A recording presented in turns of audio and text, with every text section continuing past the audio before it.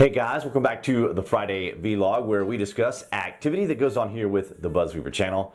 That includes things like current events, headlines that are in the news, social media, technology, and items of interest that come up during the week that allow us to have a little bit of a dialogue. And I would like to reach out to you guys.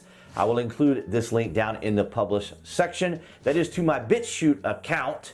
BitChute is an alternative video website that a lot of YouTubers and other creators are now hosting their videos on, because there are constant and rampant changes that are taking place here on YouTube, and we don't know from one day to the other when or if something may happen to our accounts. So if you have a BitChute account, guys, I would encourage you to go over there and join me. I will leave a link in the publish section, that way you guys can go directly to it. So if you have a BitChute account or know someone who has a BitChute account, be sure they are following me there, or you can create an account there if you would like. And if you are a new person to the channel, welcome. And or if you are a frequent visitor, I would encourage you guys now, since you now are on YouTube, to click on that icon appearing right there in the bottom right hand corner to subscribe, along with clicking that notification so you will know when information and or uploads are here on the channel. This week in gaming news, DICE finally released the 4.6 patch along with the much anticipated Al Sundan map, which we have been waiting for over a month. It was delayed for quite some time as they tried to fix some of the bugs and latency and drop issues they were experiencing with the map. So far, we've not had too many problems, and it's been kind of enjoyable, kind of fun. It certainly is something that we're going to have to learn and get used to. We also found out this week, starting on October 3rd, we will be having Battlefest released from DICE. This will include the community entirely to cooperate together. We will also be getting the infamous Metro map from Battlefield 3 and Battlefield 4. It will be included this coming Thursday, as of this recording, of course, which will be October the 3rd. So we'll be able to experience Metro yet again in Battlefield 5. So it should be pretty fun, and I'm looking forward to it.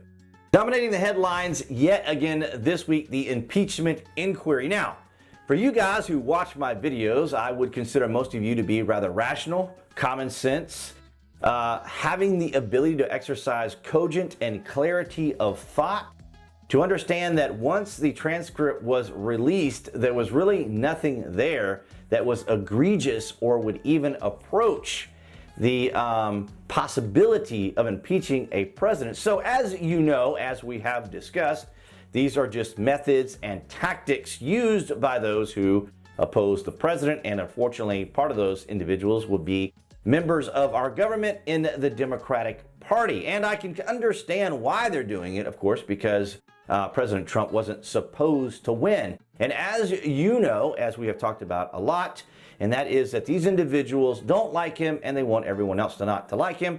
So of course now they're going after individuals in his cabinet and within the executive branch. And I want to read from this article here that came out this week that dominated the headlines also, because it involves Secretary Pompeo. As the scope of the inquiry broadened, it touched a wide swath of top administrative officials. Don't you like the flowery language? This hyperbolic type language.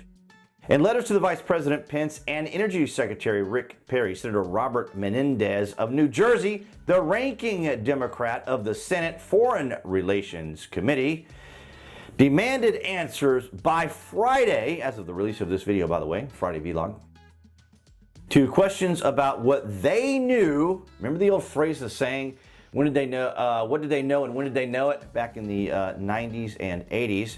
When they knew it, and their roles in Trump's actions regarding the Ukraine. So we have the hyperbolic language, pointing fingers, saying, oh, there's definitely something here, when, as you guys know, there isn't anything there, so they're having to create this drama.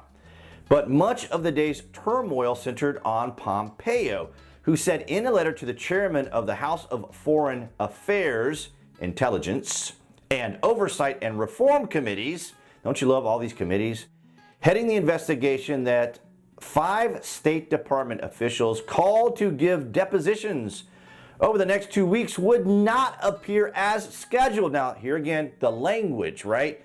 They're not going to appear. You know, obviously, obstruction, right? All these little buzz terms. You know why they're not going to appear? They don't have to.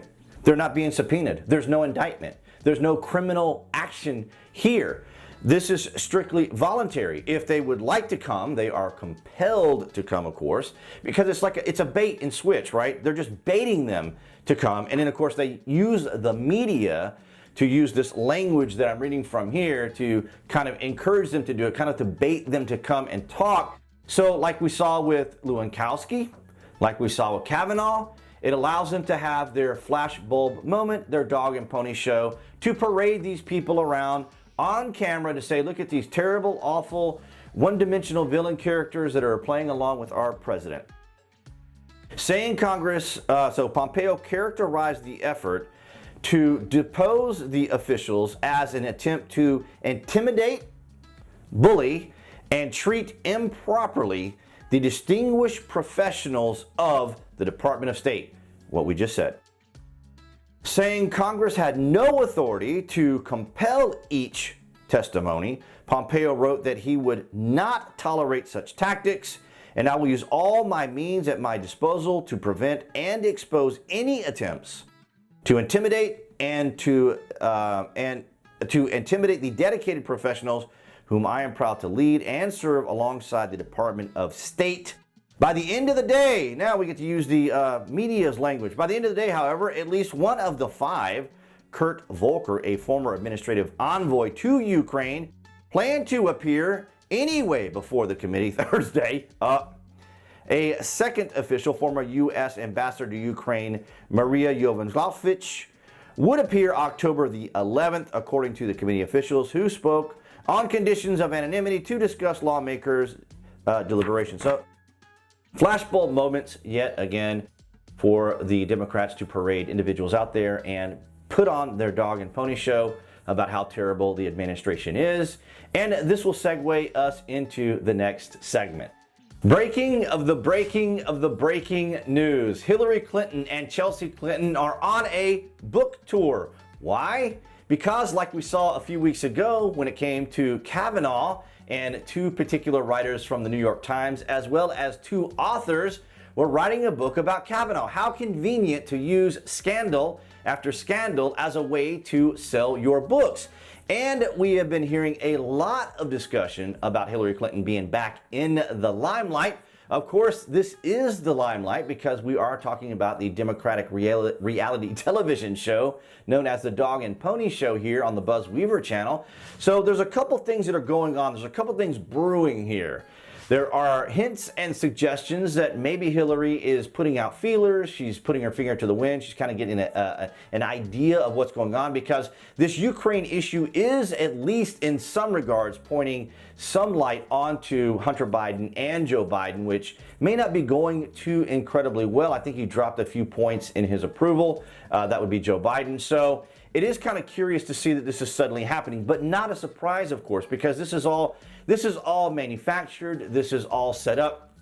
Like the old saying goes from the television show The X-Files, if you guys may recall the smoking man who said, if the government doesn't know the future, they invent it. So there's always going to be something going on. And I've told people this from the beginning, and I've told you guys, whoever the next Republican president is, there's going to be this constant attack on this individual. But with it being President Trump, wow, the attacks and the smears and the scandal after scandal are extraordinary. Have you noticed that it is scandal after scandal instead of the Democrats talking about immigration, health care, domestic affairs, international affairs, trade? They're not talking about any particular substantive topic.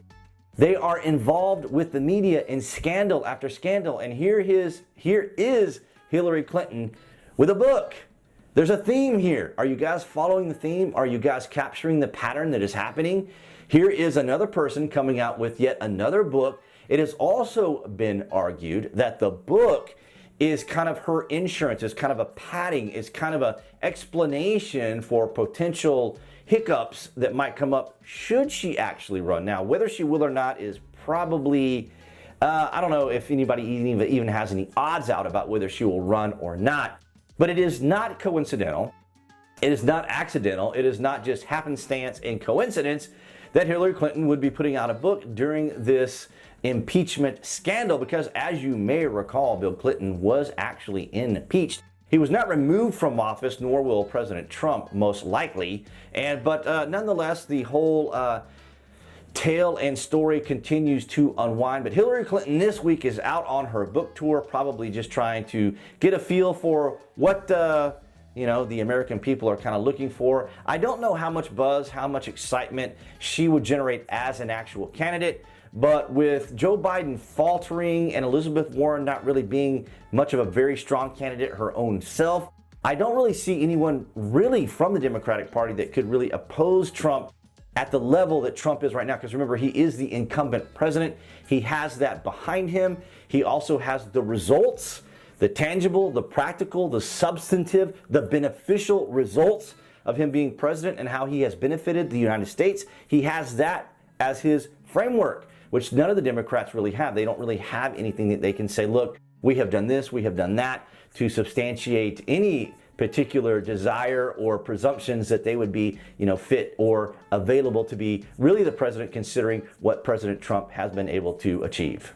And that's going to wrap it up for this Friday vlog. I want to thank all you guys for your continued support, to include right now down there, click on that like button down there. That does help out the channel, and it is greatly appreciated, along with your comments and sharing of the videos, along with mentioning yet again to check out the BitChute link down there in the published section below this video, so you guys can subscribe there on BitChute if you have an account, or if you don't have an account, create one and follow me there nonetheless.